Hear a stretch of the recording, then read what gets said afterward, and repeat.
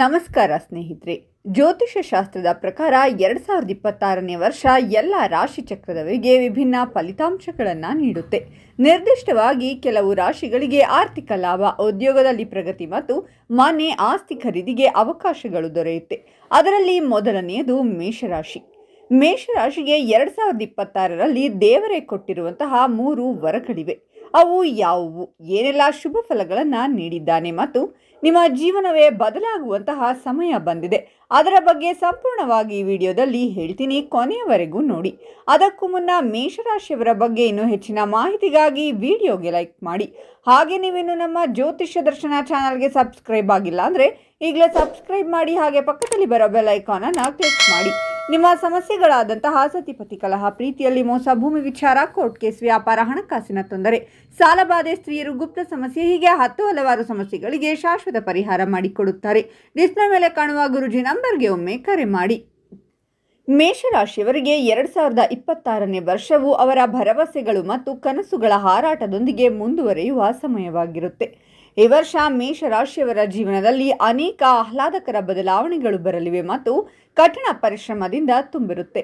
ಹೊಸ ವರ್ಷದ ಆರಂಭ ಆರ್ಥಿಕ ಮಟ್ಟದಲ್ಲಿ ಖರ್ಚುಗಳನ್ನು ತರುತ್ತೆ, ಆದರೆ ಅದೇ ಸಮಯದಲ್ಲಿ ಇದ್ದಕ್ಕಿದ್ದಂತೆ ಏನಾದರೂ ಪ್ರಯೋಜನಕಾರಿ ಎಂದು ಸಾಬೀತುಪಡಿಸಬಹುದು.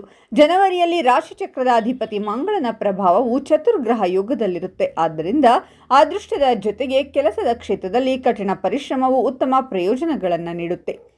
ಈ ವರ್ಷದಲ್ಲಿ ನೀವು ಜೀವನದಲ್ಲಿ ಉನ್ನತ ಫಲಿತಾಂಶಗಳನ್ನು ಪಡೆಯಬಹುದು. ಭಾಗ್ಯಭವದ ಅಧಿಪತಿಯು ತನ್ನ ಸ್ವಂತ ಮನೆಯನ್ನು ನೋಡುವ ಮೂಲಕ ನಿಮ್ಮ ಭಾವವನ್ನು ಹೆಚ್ಚಿಸುತ್ತಾನೆ.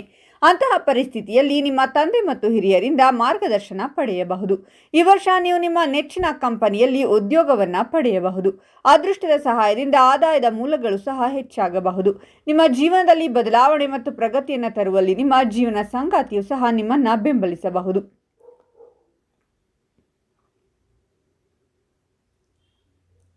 ಕೆಲವು ಹೊಸ ಆದಾಯದ ಮೂಲಗಳು ಸಹ ಸಹಾಯ ಮಾಡುತ್ತವೆ. ನಿಮ್ಮ ಆದಾಯ ಹೆಚ್ಚುತ್ತದೆ. ವ್ಯವಹಾರದಲ್ಲಿಯೂ ನೀವು ಉತ್ತಮ ಯಶಸ್ಸನ್ನು ಪಡೆಯುತ್ತೀರಾ. ದೇಶೀಯ ಜೀವನದಲ್ಲಿನ ಪರಿಸ್ಥಿತಿಗಳು ಮಿಶ್ರ ಪರಿಣಾಮಗಳನ್ನು ತೋರಬಹುದು.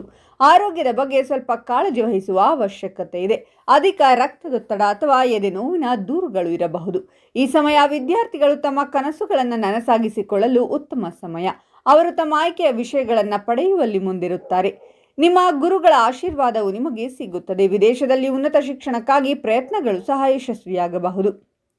ಫೆಬ್ರವರಿ ಮಧ್ಯದಿಂದ 4ನೇ ಮನೆಯಲ್ಲಿ ಗ್ರಹಗಳ ಸಂಚಾರ ನಿಮ್ಮ ಕೆಲಸವನ್ನು ವೇಗಗೊಳಿಸುತ್ತದೆ ಮತ್ತು ನಿಮ್ಮ ಆರ್ಥಿಕ ಸ್ಥಿತಿಯನ್ನು ಬಲಪಡಿಸುತ್ತದೆ. ಈ ವರ್ಷ ನೀವು ಹೊಸ ಮನೆ ಅಥವಾ ವಾಹನವನ್ನು ಖರೀದಿಸುವ ನಿಮ್ಮ ಕನಸನ್ನು ಸಹ ನನಸಾಗಿಸಿಕೊಳ್ಳಬಹುದು. ಹೆಚ್ಚಿನ ಖರ್ಚುಗಳ ಜೊತೆಗೆ ಆಧ್ಯಾತ್ಮಿಕ ಅಂಶವು ಈ ಸಮಯದಲ್ಲಿ ಮನಸ್ಸನ್ನು ಹಿಡಿದಿಡುತ್ತದೆ. ಈ ಸಮಯದಲ್ಲಿ ಧಾರ್ಮಿಕತೆಗೆ ಸಂಬಂಧಿಸಿದ ಕೆಲಸಗಳಲ್ಲಿ ಖರ್ಚಿರುತ್ತದೆ. ಆರೋಗ್ಯದ ದೃಷ್ಟಿಯಿಂದ ಆರಂಭವು ಸ್ವಲ್ಪ ದುರ್ಬಲವಾಗಿರಬಹುದು, ಆದರೆ ಶೀಘ್ರದಲ್ಲೇ ಪರಿಸ್ಥಿತಿ ನಿಯಂತ್ರಣದಲ್ಲಿರುತ್ತದೆ. ವಿದೇಶ ಪ್ರವಾಸದ ಸಾಧ್ಯತೆ ಇರಬಹುದು. ನಿಮಗೆ ದೂರದ ಪ್ರಯಾಣಕ್ಕೆ ಅವಕಾಶ ಸಿಗುತ್ತದೆ. ವೃತ್ತಿ ಜೀವನದ ವಿಷಯದಲ್ಲಿ ಇದು ವಿದೇಶದಲ್ಲಿ ಕೆಲಸ ಮಾಡುವವರಿಗೆ ಒಳ್ಳೆಯ ಸಮಯ ಅಂತಾನೆ ಹೇಳಬಹುದು. ಜನರು ಮತ್ತು ಸ್ನೇಹಿತರೊಂದಿಗೆ ಸಂವಹನ ಹೆಚ್ಚಾಗುತ್ತದೆ ಮತ್ತು ಈ ವರ್ಷ ನಿಮಗೆ ಹಿರಿಯ ಸಹೋದರರ ಬೆಂಬಲವೂ ಸಿಗುತ್ತದೆ. ಇನ್ನು ದೇವರು ಕೊಟ್ಟಿರುವಂತಹ ಮೊದಲನೇ ವರ ಯಾವುದು ಅಂದರೆ ಉದ್ಯೋಗ ಮತ್ತು ವ್ಯವಹಾರ ಕ್ಷೇತ್ರದ ಬಗ್ಗೆ ಹೇಳುವುದಾದರೆ, ನಿಮ್ಮ ವೃತ್ತಿ ಮತ್ತು ವ್ಯವಹಾರದಲ್ಲಿ ಹಲವು ಪ್ರಮುಖ ಬದಲಾವಣೆಗಳು ಕಂಡುಬರುತ್ತವೆ. ಈ ವರ್ಷದ ಆರಂಭದಿಂದ ಅಂತ್ಯದವರೆಗೆ ವಿವಿಧ ಗ್ರಹಗಳು ನಿಮ್ಮ ಕೆಲಸದ ಮೇಲೆ ಪರಿಣಾಮ ಬೀರುತ್ತೆ. ಈ ಗ್ರಹಗಳ ಪ್ರಭಾವದಿಂದ ನೀವು ಹೊಸ ಅವಕಾಶಗಳ ಲಾಭಗಳನ್ನು ಪಡೆಯಬಹುದು, ಆದರೆ ಅದೇ ಸಮಯದಲ್ಲಿ ನೀವು ಕೆಲವು ತೊಂದರೆಗಳನ್ನು ಸಹ ಎದುರಿಸಬೇಕಾಗುತ್ತದೆ. ಜನವರಿಯಿಂದ ಮಾರ್ಚ್ವರೆಗೆ ಕೆಲಸದ ವಿಷಯದಲ್ಲಿ ನಿಮ್ಮ ಕಠಿಣ ಪರಿಶ್ರಮದಿಂದ ಮುಂದುವರಿಯಲು ನಿಮಗೆ ಅವಕಾಶ ಸಿಗುತ್ತೆ. ವರ್ಷದ ಮೊದಲ ತ್ರೈಮಾಸಿಕದಲ್ಲಿ ಕರ್ಮ ಕ್ಷೇತ್ರದ ಅಧಿಪತಿ 12ನೇ ಮನೆಯಲ್ಲಿ ಕುಳಿತಿರಬಹುದು, ಆದರೆ ಮಂಗಳನ ಬಲವಾದ ಸ್ಥಾನ ನಿಮಗೆ ಉತ್ಸಾಹ ಮತ್ತು ಶಕ್ತಿಯನ್ನು ನೀಡುತ್ತದೆ. ಮಂಗಳನು ನಿಮಗೆ ಮುಂದಕ್ಕೆ ಚಲಿಸುವ ಶಕ್ತಿಯಾಗಿ ಕಾರ್ಯನಿರ್ವಹಿಸುತ್ತದೆ. ಇದು ನಿಮ್ಮ ಕೆಲಸದಲ್ಲಿ ಹೆಚ್ಚಿನ ಚಟುವಟಿಕೆ ಮತ್ತು ಸಮರ್ಪಣೆಯೊಂದಿಗೆ ತೊಡಗಿಸಿಕೊಳ್ಳಲು ನಿಮಗೆ ಅನುವು ಮಾಡಿಕೊಡುತ್ತದೆ. ನಿಮ್ಮ ಕೆಲಸದಲ್ಲಿ ಮುಂದುವರಿಯಲು ಅಥವಾ ವ್ಯವಹಾರದಲ್ಲಿ ಹೊಸ ಅವಕಾಶಗಳನ್ನು ಪಡೆಯಲು ಇದು ನಿಮಗೆ ಸರಿಯಾದ ಸಮಯ. ಮಾನಸಿಕವಾಗಿ ನೀವು ಕೆಲಸದಲ್ಲಿ ಹೊಸ ತಂತ್ರಗಳನ್ನು ಅಳವಡಿಸಿಕೊಳ್ಳಲು ಬಯಸುತ್ತೀರಾ. ನೀವು ದೈಹಿಕವಾಗಿ ಸಕ್ರಿಯವಾಗಿ ಕೆಲಸ ಮಾಡುತ್ತೀರಾ. ನಾಯಕತ್ವದ ಶಕ್ತಿ ಚೆನ್ನಾಗಿ ಕೆಲಸ ಮಾಡುತ್ತದೆ. ಶನಿಯ ಪ್ರಭಾವವು ಕೆಲಸದ ಸ್ಥಳವನ್ನು ಬದಲಾಯಿಸುವ ಸಾಧ್ಯತೆಯನ್ನು ಸಹ ನೀಡುತ್ತದೆ. ಸಂವಹನ ಕ್ಷೇತ್ರದಲ್ಲಿ ನೀವು ಉತ್ತಮ ಪ್ರದರ್ಶನ ನೀಡಲು ಸಾಧ್ಯ. ವಿದೇಶದಲ್ಲಿ ಕೆಲಸ ಮಾಡುವ ಅವಕಾಶಗಳು ಸಹ ಬರಬಹುದು.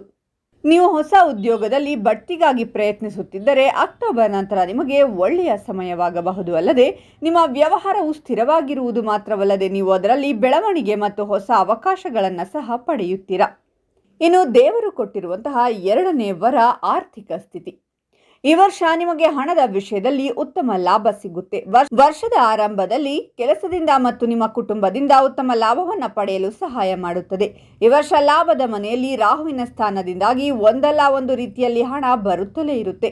ಆರ್ಥಿಕ ಮಟ್ಟದಲ್ಲಿ ನೀವು ಸಾಮಾಜಿಕ ಚಟುವಟಿಕೆಗಳಿಂದ ಲಾಭ ಪಡೆಯಬಹುದು. ಕೆಲವು ಆಸ್ತಿಯಿಂದ ಲಾಭದ ಸಾಧ್ಯತೆಗಳಿವೆ. ಇದರ ಹೊರತಾಗಿ ಸಣ್ಣ ಹೂಡಿಕೆಗಳಿಂದಾಗಿ ದೃಷ್ಟಿಕೋನದಿಂದ ಸಮಯ ಅನುಕೂಲಕರವಾಗಿದೆ ಎಂದು ಹೇಳಬಹುದು. ತಿಂಗಳ ಆರಂಭದಲ್ಲಿ ನಿಮ್ಮ ಕಠಿಣ ಪರಿಶ್ರಮದ ಮೂಲಕ ನಿಮಗಾಗಿ ಆದಾಯದ ಉತ್ತಮ ಫಲಿತಾಂಶಗಳನ್ನು ನೋಡಲು ಸಾಧ್ಯ. ಕೆಲಸದಲ್ಲಿ ಸಂಬಳ ಹೆಚ್ಚಳದ ಸಾಧ್ಯತೆಯೂ ಇರುತ್ತದೆ. ಇದು ಆದಾಯದಲ್ಲಿ ಬಡ್ತಿಗೆ ಸಹ ಒಂದು ಸಮಯ. ನೀವು ಯಾವುದೇ ಕೆಲಸ ಮಾಡುತ್ತಿದ್ದರೆ ಅದಕ್ಕೆ ಕೆಲವು ಹೊಸ ವಿಷಯಗಳನ್ನು ಸೇರಿಸುತ್ತೀರಾ. ಅದು ಲಾಭದ ಪರಿಸ್ಥಿತಿಯನ್ನು ಹೆಚ್ಚಿಸುತ್ತದೆ. ನೀವು ಹೊಸ ವ್ಯವಹಾರವನ್ನು ಪ್ರಾರಂಭಿಸಲು ಬಯಸಿದರೆ ಈ ಸಮಯವು ನಿಮಗೆ ತುಂಬಾ ಪ್ರಯೋಜನಕಾರಿಯಾಗಿರುತ್ತದೆ. ವ್ಯವಹಾರದಲ್ಲಿ ಬೆಳವಣಿಗೆ, ಆದಾಯದಲ್ಲಿ ಹೆಚ್ಚಳ ಮತ್ತು ಹೊಸ ಯೋಜನೆಗಳಲ್ಲಿ ಹೂಡಿಕೆಗೆ ಅವಕಾಶಗಳಿವೆ.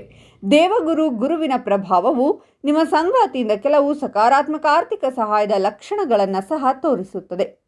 ಈ ಸಮಯವು ಉಳಿತಾಯವನ್ನು ನಿರ್ವಹಿಸಲು ಮತ್ತು ವೃತ್ತಿಪರವಾಗಿ ಸ್ಥಿರವಾಗಿರಲು ನಿಮಗೆ ಅವಕಾಶವನ್ನು ನೀಡುತ್ತದೆ. ಇನ್ನು ದೇವರು ಕೊಟ್ಟಿರುವಂತಹ 3ನೇ ವರದ ಬಗ್ಗೆ ಹೇಳುವುದಾದರೆ ಪ್ರೇಮ ಜೀವನ ಮತ್ತು ವೈವಾಹಿಕ ಜೀವನ. ಪ್ರೇಮ ಜೀವನಕ್ಕೆ ಸಂಬಂಧಿಸಿದಂತೆ ಈ ವರ್ಷ ನಿಮ್ಮನ್ನು ಹೊಸ ಸಂಬಂಧಗಳಿಗೆ ಕರೆದೊಯ್ಯುತ್ತದೆ ಮತ್ತು ಹೊಸ ಜನರೊಂದಿಗೆ ಸಂಪರ್ಕ ಸಾಧಿಸಲು ನಿಮಗೆ ಅವಕಾಶ ನೀಡುತ್ತದೆ. ಈ ಸಮಯದಲ್ಲಿ ಈಗಾಗಲೇ ಸಂಬಂಧದಲ್ಲಿ ತೊಂದರೆ ಅನುಭವಿಸುತ್ತಿದ್ದವರಿಗೆ ಈಗ ನೀವು ಅದರಲ್ಲಿ ಸಕಾರಾತ್ಮಕ ಪರಿಸ್ಥಿತಿಯನ್ನು ನೋಡಲು ಸಾಧ್ಯವಾಗುತ್ತದೆ. ಈ ವರ್ಷ ನಿಮ್ಮ ಸಂಬಂಧಗಳಲ್ಲಿ ಅನೇಕ ಬದಲಾವಣೆಗಳಿರುತ್ತವೆ. ಅದು ಕೆಲವೊಮ್ಮೆ ಪ್ರಣಯ ಉತ್ಸಾಹದಿಂದ ತುಂಬಿರುತ್ತದೆ ಮತ್ತು ಕೆಲವೊಮ್ಮೆ ನೀವು ಕೆಲವು ಸಮಸ್ಯೆಗಳನ್ನು ಮತ್ತು ಪ್ರಕ್ಷುಬ್ಧತೆಯನ್ನು ಎದುರಿಸಬೇಕಾಗಬಹುದು. ಶುಕ್ರ ಮತ್ತು ಪ್ರೇಮ ಮನೆಯ ಅಧಿಪತಿ ಆರಂಭದಲ್ಲಿ ಕೆಲವು ಉತ್ತಮ ಫಲಿತಾಂಶಗಳನ್ನು ನೀಡುತ್ತಾರೆ.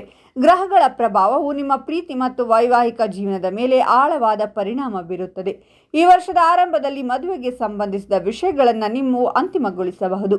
ಸಂಬಂಧಗಳಲ್ಲಿ ನೀವು ಹೊಸ ಉತ್ಸಾಹ, ಹೊಸ ಅನುಭವಗಳು ಮತ್ತು ಅವಕಾಶಗಳನ್ನು ಪಡೆಯಬಹುದು. ಆದರೆ ಕೆಲವು ಸಮಯದಲ್ಲಿ ನೀವು ಸವಾಲುಗಳನ್ನು ಸಹ ಎದುರಿಸಬೇಕಾಗಿ ಬರಬಹುದು. ಇನ್ನು ಕೊನೆಯದಾಗಿ ಆರೋಗ್ಯದ ಬಗ್ಗೆ ನೋಡುವುದಾದರೆ ಆರೋಗ್ಯದ ವಿಷಯದಲ್ಲಿ ವರ್ಷದ ಆರಂಭದಲ್ಲಿ ಪರಿಸ್ಥಿತಿ ಸಾಮಾನ್ಯವಾಗಿರುತ್ತದೆ. ವರ್ಷದ ಮೊದಲ 3 ತಿಂಗಳುಗಳು ಆರೋಗ್ಯಕ್ಕೆ ಸಕಾರಾತ್ಮಕವಾಗಿರಬಹುದು. ಈ ಸಮಯದಲ್ಲಿ 2026ರ ರಾಶಿಚಕ್ರದ ಅಧಿಪತಿಯ ಪ್ರಭಾವವು ನಿಮ್ಮನ್ನು ಸಕ್ರಿಯವಾಗಿರಿಸಲು ಸಹಾಯ ಮಾಡುತ್ತದೆ. ನಿಮ್ಮ ಆರೋಗ್ಯಕ್ಕೆ ಸಂಬಂಧಿಸಿದ ಕೆಲವು ಚಟುವಟಿಕೆಗಳಲ್ಲಿ ನೀವು ತೊಡಗಿಸಿಕೊಳ್ಳಬಹುದು. ಮಂಗಳ ಗ್ರಹವನ್ನು ದೇಹಕ್ಕೆ ಕಾರಣಕಾರ ಗ್ರಹವೆಂದು ಪರಿಗಣಿಸಲಾಗುತ್ತೆ ಮತ್ತು ಅದು ಬಲವಾಗಿದ್ದಾಗ ದೈಹಿಕ ಶಕ್ತಿ ಚಟುವಟಿಕೆಯನ್ನು ತರುತ್ತದೆ. ಈ ಸಮಯದಲ್ಲಿ ನಿಮ್ಮ ದೇಹ ಅದರ ಶಕ್ತಿಯನ್ನು ಅನುಭವಿಸುತ್ತದೆ ಮತ್ತು ನೀವು ಆತ್ಮವಿಶ್ವಾಸದಿಂದ ತುಂಬಿರುತ್ತೀರಾ. ದೇಹದಲ್ಲಿ ರೋಗ ನಿರೋಧಕ ಶಕ್ತಿಯು ಉತ್ತಮವಾಗಿರುತ್ತದೆ. ನೀವು ಮಾನಸಿಕವಾಗಿ ಮತ್ತು ದೈಹಿಕವಾಗಿ ಆರೋಗ್ಯವಾಗಿರುತ್ತೀರಾ. ಮೇನಿಂದ ಜುಲೈವರೆಗಿನ ಸಮಯವು ಆರೋಗ್ಯಕ್ಕೆ ಅನುಕೂಲಕರವಾಗಿರುತ್ತದೆ. ಈ ಅವಧಿಯಲ್ಲಿ ಸ್ವಲ್ಪ ಸಮಯ ನಿಮ್ಮ ಆರೋಗ್ಯದ ಮೇಲೆ ಉತ್ತಮ ಪರಿಣಾಮ ಬೀರುತ್ತದೆ. ದೇಹಕ್ಕೆ ಹೆಚ್ಚಿನ ವಿಶ್ರಾಂತಿ ಬೇಕಾಗಬಹುದು ಮತ್ತು ಆಹಾರ ಪದ್ಧತಿಯಲ್ಲಿ ಬದಲಾವಣೆಯಾಗಬಹುದು. ವಿಶೇಷವಾಗಿ ಗುರು ಮತ್ತು ಶನಿಯ ಹಿಮ್ಮುಖ ಪರಿಣಾಮವು ಆರೋಗ್ಯದ ಮೇಲೆ ಪರಿಣಾಮ ಬೀರಬಹುದು. ಇದು ಆರೋಗ್ಯದ ಬಗ್ಗೆ ವಿಶೇಷವಾಗಿ ಜಾಗರೂಕರಾಗಿರಬೇಕಾದ ಸಮಯ. ನೀವು ಕೆಲವು ರೀತಿಯ ಅಪಘಾತ, ಗಾಯ ಅಥವಾ ಅನಾರೋಗ್ಯವನ್ನು ಎದುರಿಸಬಹುದು. ಈ ಸಮಯದಲ್ಲಿ ಯಾವುದೇ ಅನಗತ್ಯ ಅಪಾಯವನ್ನು ತಪ್ಪಿಸುವುದು ಮತ್ತು ನಿಮ್ಮ ಆರೋಗ್ಯದ ಬಗ್ಗೆ ಕಾಳಜಿ ವಹಿಸುವ ಮುನ್ನೆಚ್ಚರಿಕೆಗಳನ್ನು ತೆಗೆದುಕೊಳ್ಳುವುದು ಮುಖ್ಯ. ನೋಡಿದ್ರಲ್ಲ ಸ್ನೇಹಿತರೆ, 2026ರಲ್ಲಿ ಮೇಷರಾಶಿಯವರ ಭವಿಷ್ಯ ಹೇಗಿದೆ ಅಂತ. ಈ ವರ್ಷ ಮೇಷರಾಶಿಯವರಿಗೆ ನಿಜಕ್ಕೂ ಅದೃಷ್ಟದ ವರ್ಷ ಅಂತಾನೆ ಹೇಳಬಹುದು. ದೇವರೇ ಕೊಟ್ಟಿರುವಂತಹ ವರಗಳು ಅಂತ ಹೇಳಿದ್ರೆ ತಪ್ಪಾಗಲ್ಲ. ಇನ್ನು 2026ರಲ್ಲಿ 10% ಸಣ್ಣ ಪುಟ್ಟ ತೊಂದರೆಗಳನ್ನು ಬಿಟ್ಟರೆ 90% ಬಹಳ ಒಳ್ಳೆಯ ಫಲಗಳೇ ಇವೆ. ಅವೆಲ್ಲವನ್ನ ನೀವು ಸರಿಯಾಗಿ ಉಪಯೋಗಿಸಿಕೊಂಡರೆ ನೀವು ಯಶಸ್ಸಿನ ಉತ್ತುಂಗವನ್ನೇರಬಹುದು.